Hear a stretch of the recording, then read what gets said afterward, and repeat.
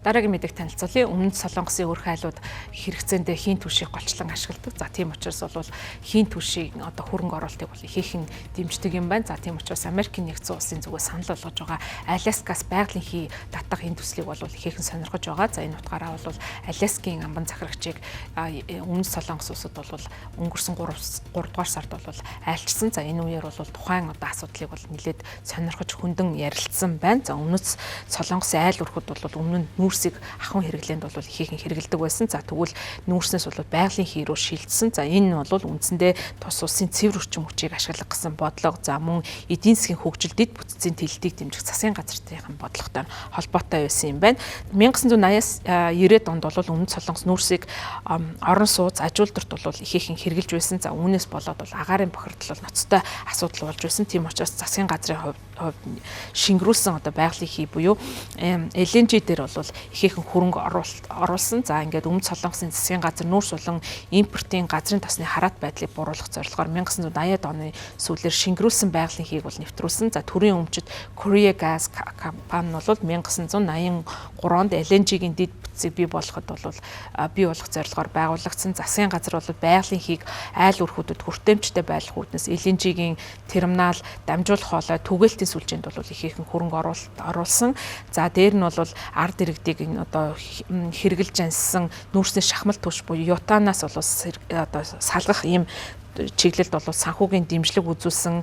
За мөн хийн төхөөрөмж авахт нь бол усаас татаас олгодог байсан юм байна. За ингэснээр бол хүмүүсийн ялангуяа хотын иргэдийн дунд бол энэ байгаль хийг бол ашиглах нь бол ихээхэн түгээмэл хэмээг болсон. За дээр нь бол хотчлт болсон явдал нь бол одоо орон сууцны хувьд гол энэ одоо байгалийн хийг бол энэ түвшний зорилгоор бол хэрэглэхэд нь ихээхэн тохиромжтой ийм үйл явц бол өрнөсөн байна. За ингээд үүний үр дүнд бол Өмнөд Солонгос байгалийн нүүрснээс байгалийн хий бол амжилттай шилжиж чадсан. За мэдээж хэрэг үүнийгээ дагаад агаарын чанар бол сайжирсан. За дээрэс нь бол ахуйн хорт тутааг бол бууруулж чадсан. За өнөөдөр бол байгалийн хий нь Өмнөд Солонгосын одоо байшин барилгуудыг халаах, хоол унд хийх бол үндсэн эрчим хүчнийх нь түүхий эдийн усүр болсон байна. За энийг бол хэрэгжүүлэхдээ мэдээж засгийн газрын дэмжлэг бол их чухал байсан.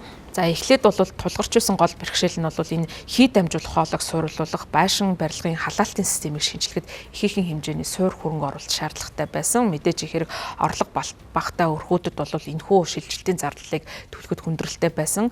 За тухайлах юм бол хийм бойлор 100 зэрэг одоо энэхүү шинэ төхөөрөмжүүд нь бол уламжлалт одоо шахмал нүүрсийг ашигладаг төхөөрөмж бол нүүрсээр халаалагчаас илүү үнэтэй байсан учраас бол эхний үе шатанд бол тухайн одоо төхөөрөмжийг авахт нь усаас татаас олгож байсан. За мөн эхний үе шатанд нь бол томоохон хотуудад тухайн шилжилт бол явагдсан. Дараа нь бол хөдөө орон нутаг буурай хөгжилтэй газруудад бол нэвтэрсэн. Гэхдээ энэ нь бол маш удаан хугацааг шаардсан.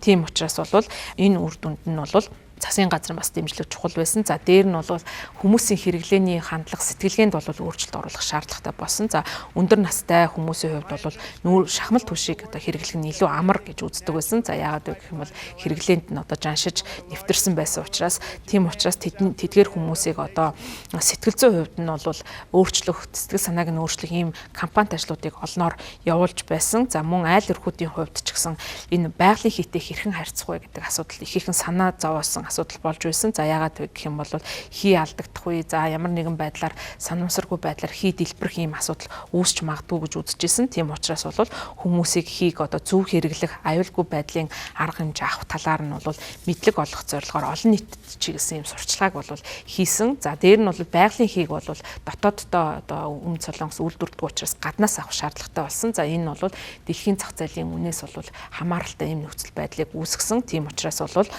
геополитикийн хурцмт байдлын үед нийлүүлэлт тасалсан зохиолдолд яаж одоо нийлүүлэлтийн доктортой орцголыг хангах вэ гэдэг дээр төр засгийн зүгээс ихээхэн ажилласан. Тийм учраас бол энэ одоо татаас хориг арга хэмжээг бол хэрэгжүүлэх байдлаар бол тухайн одоо бодлогыг бол амжилттай хэрэгжүүлсэн. За хориг арга хэмжээ гэдэг нь бол одоо нүүрс хэрэгсэн тохиолдолд хориг тавих. За харин нүүрснээс бусад одоо бараа бүтээгдэхүүн ялангуяа байгалийн хийг одоо хэрэгсэн тохиолдолд бол татаасаар дэмжих зэрэгээр бол ажилласан. За үүний үр дүнд бол хот хөдөө болон бусад одоо газруудад бол LNG-г амжилттай нэвтрүүлж гол одоо түвшний их усүр болгож ашиглаж байгаа юм байна.